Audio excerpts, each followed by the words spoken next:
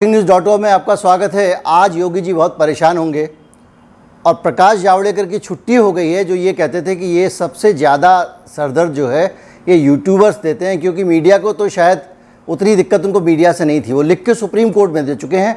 उनको लगता था कि मीडिया सब ठीक है, ये जो इंटरनेट है ना ये बवाल कर रहा है, इसको ज़्यादा नियंत्रित करने की ज़रूरत है। ये लिखित में सुप्रीम कोर्ट ऑफ इंडिया से सूचना प्रसारण मंत्रालय ने कहा था। हालांकि जावड़ेकर साहब जा चुके हैं, लेकिन मनी मन योगी जी सोच रहे होंगे कि ये यूट्यूब वाले हैं और ये जो सोशल मीडिया वाले पत्रकार हैं ये वाकई बहुत परेशान करते हैं। आपको याद होगा हमने अपने इसी चैनल पे कुछ ही दिन पहले, लेकिन सबसे पहले इस बात के लिए आवाज़ उठाई थी कि किस तरह योगी सरकार कोरोना की सारी चीज़ों की परवाह किए बगैर लोगों की ज़िंदगी खतरे में डाल रही है। आज हमारी बात सही साबित हुई। सुप्रीम कोर्ट ने स्वतः संज्ञान लिया आप लोगों की मेहनत का। आप लोगों ने जो वातावरण बनाया, माहौल में तरह तरह से वीडियो प्रसारित किए, हमारे वीडियो को जो शेयर किया, उस सब का नतीजा ये आया है कि आज सुप्रीम कोर्ट चनकट्टा जिसको कहते हैं ना, ये एक शब्द है, बुंदेलखंडी में बहुत इस्तेमाल होता है, जो थप्पड़ के लिए इस्तेमाल होता है, लेकिन मुझे ये ज़्यादा इंटरेस्टिंग लगता है इसलिए मैं इसका इस्तेमाल करता हूँ। तो आज सुप्रीम कोर्ट ने योगी सरकार को चनकट्टा दिया है। सुओ मोटो कोई वहाँ गया नहीं था कोर्ट में रिट लगाने के लिए। अपनी तरफ से कोर्ट ने इस मसले को समाज के लिए ज़रूरी समझा और एक थप्पड़ लगाया योगी सरकार को और कहा कि चुप रहिए। पूरा मामला क्या है आपको बताएंगे, कहीं मत जाइए, चैनल को सब्सक्राइब कर लीजिए। वैक्सीन को लेकर तो पूरी खबर आ गई है। कोरोना है भी या नहीं है, जो आपके जीने की पहली शर्त होगी आपको वो करनी ही होगी। और विचलित करने वाली खबरें, सबसे ज़्यादा मुनाफा बाजार को हो रहा है। वायरस है उसका हवा में घुल जाना, इससे बड़े सवाल खड़े हो गए। इस पे बातचीत करेंगे। नमस्कार। मसला अगर आप जानना चाहते हैं तो मसला बड़ा सिंपल और सादा है। मसला ये है कि उत्तराखंड में जब हरिद्वार में कुंभ हुआ तो बड़ी संख्या में लोगों ने, जो सुपर स्प्रेडर इवेंट बन गया था, देश भर से लोग आए, वहाँ पे एक दूसरे को कोरोना का आदान प्रदान किया और अपनी अपनी जगहों पे लेके गए और बड़ी तेज़ी से ये बीमारी फैल गई थी। और उसके बाद से लगातार ये सावधानी बरती जा रही थी और कहा जा रहा था कि लोग जो है कोरोना फैलाते हैं। और ये जो नई लहर आने वाली है इसको लेकर योगी सरकार लंबे समय से तैयारी कर रही थी और पागल हुए पड़े थे हमारे देश के नेता कि क्या करें। अब तो कुछ हो ही नहीं रहा। लोग समझदारी के साथ में, समझदारी से सोशल डिस्टेंसिंग कर रहे हैं।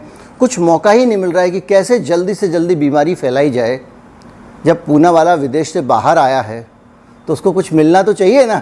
तो यही चल रहा था और हमने इस पूरे के पूरे खेल का भांडा फोड़ दिया था। आपको बता दिया था कि किस तरह से उत्तर प्रदेश की सरकार उस समय में एक ऐसा इवेंट कराने में जुटी है जिसमें लोग एक जगह इकट्ठे होंगे और वापस जाएंगे अपने अपने गांव को।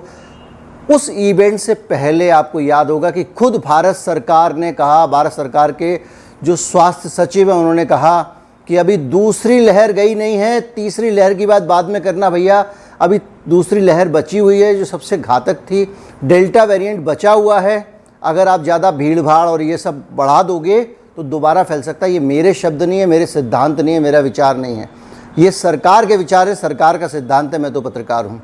जो ये कहती थी कि इस दौरान भीड़ भाड़ लगाना खतरनाक हो सकता है। मसूरी में जब पर्यटक इकट्ठे हुए तो देश के प्रधानमंत्री तक ने उस पर टिप्पणी कर दी ताकि पूरे के पूरे लोगों का फोकस इस पर रहे कि देश के लोग ही नालायक हैं और ये बीमारी को लेकर सजग नहीं हैं। जब तीसरी लहर आए तो कहा जा सके कि इन जैसे लोगों के कारण हुई। और आप जानते हैं कि व्हाट्सएप पे, आपके व्हाट्सएप ग्रुप में भी कुछ एक ऐसे होंगे जो हर चीज़ में जनता को दोष देते हैं। बहरहाल अब उस सब के बाद भी योगी सरकार कांवड़ यात्रा करने पर तुली हुई है। उसने पहले उत्तराखंड सरकार पे दबाव डाला, जब हमने वीडियो बनाया था आपको बताया था। खुशी की बात यह है कि उत्तराखंड सरकार ने उस दबाव में आने से इनकार कर दिया। अब योगी सरकार कह रही है कि वो अपने यहाँ तो कांवड़ यात्रा कराएगी।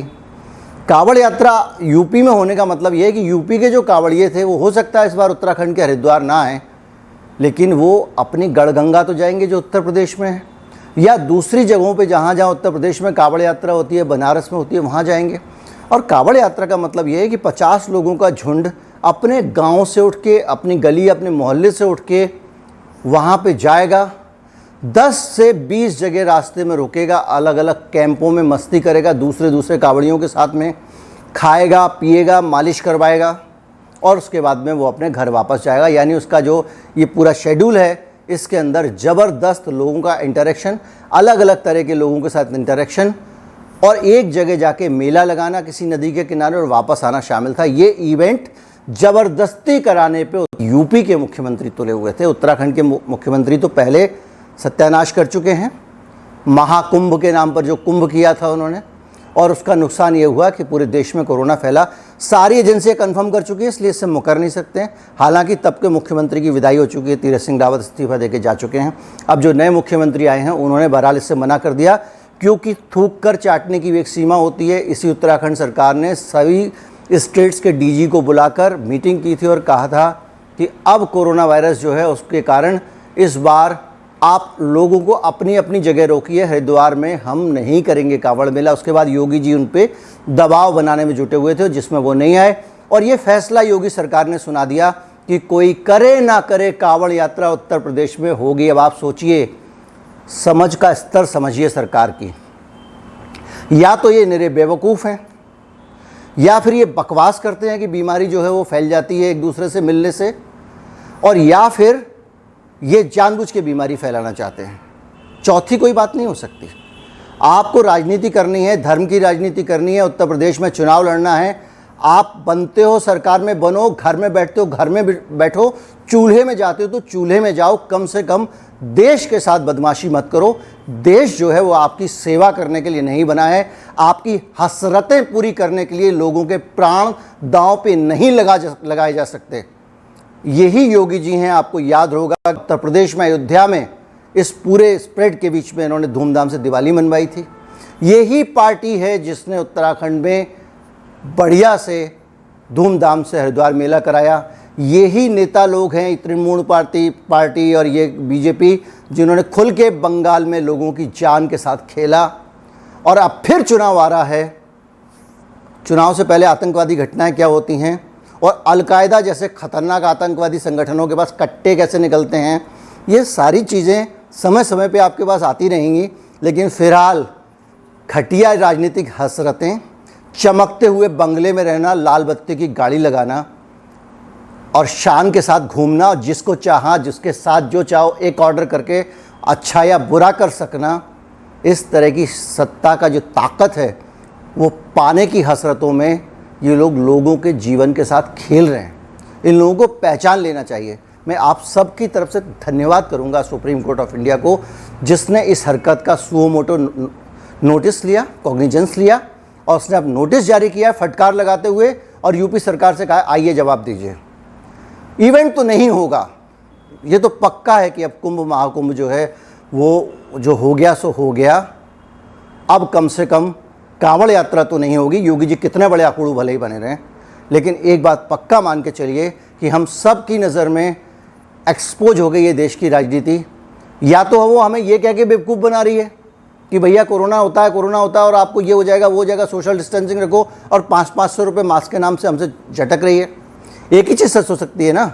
या फिर ये हो सकता है कि वो जनता की परवाह नहीं करती, वो जानती है सुपर स्प्रेडर इवेंट है। ये वाली बात ज़्यादा सही लगती है, क्योंकि पूरी दुनिया का सारे वैज्ञानिक और पूरी वैज्ञानिक कम्युनिटी कह रही है कि कोरोना जो है वो सोशल डिस्टेंसिंग नहीं करने से फैलता है, भीड़ नहीं लगानी है, सार्वजनिक स्थल पे इकट्ठे नहीं होना है। और या फिर ये सही हो सकता है कि ये सब लोग अपने लिए जनता को आग में झोंक सकते हैं।